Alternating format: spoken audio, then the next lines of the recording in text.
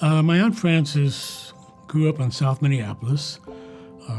She went to Minneapolis South High School. She was encouraged to pursue college after high school, and the school that she was encouraged to pursue was the University of Minnesota.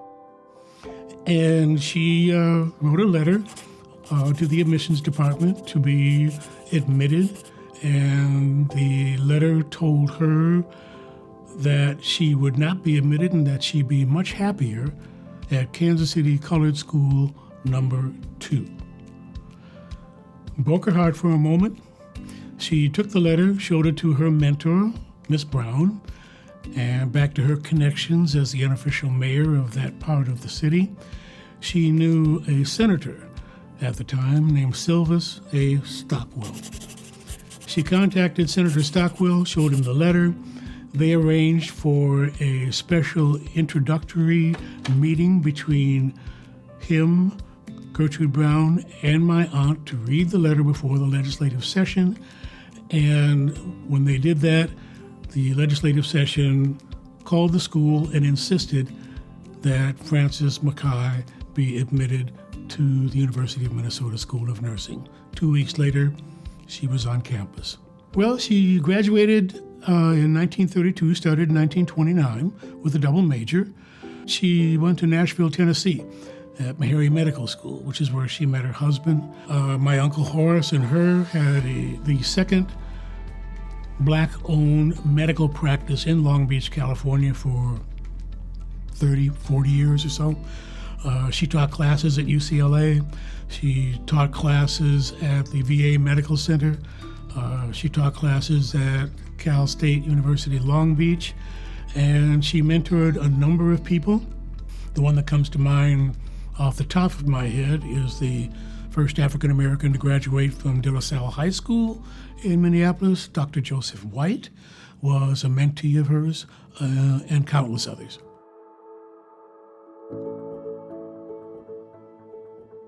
We have this phrase that we use in marginalized communities worldwide, and it's called truth and reconciliation. And when you take a past that was racially intolerant, that flowed through the campus of the University of Minnesota in more departments than the nursing department. It was in other places and still is to a certain degree.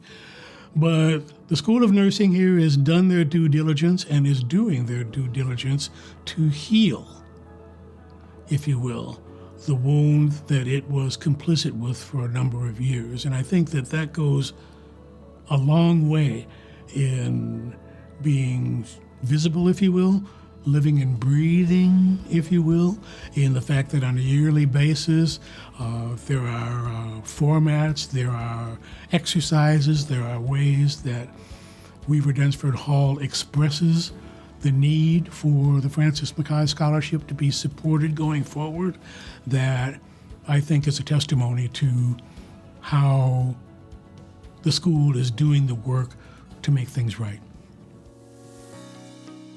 My name is Nehita Onbuya, and I am a former recipient of the Frances McHie Nursing Scholarship. This scholarship helped me tremendously at a time where I didn't have much of my own financing. The Frances McHie Scholarship is extremely significant for the well-being of the students who attend and go through our nursing program, and also for the well-being of the nursing profession.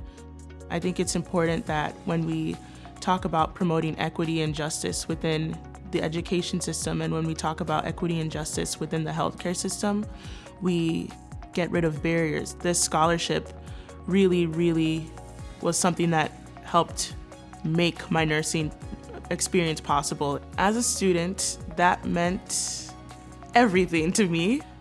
It goes beyond just being a recipient of a scholarship and having money for my education, but it's given me a lifelong connection, and it's given me the ability to show up in spaces that I may have not otherwise found or encountered.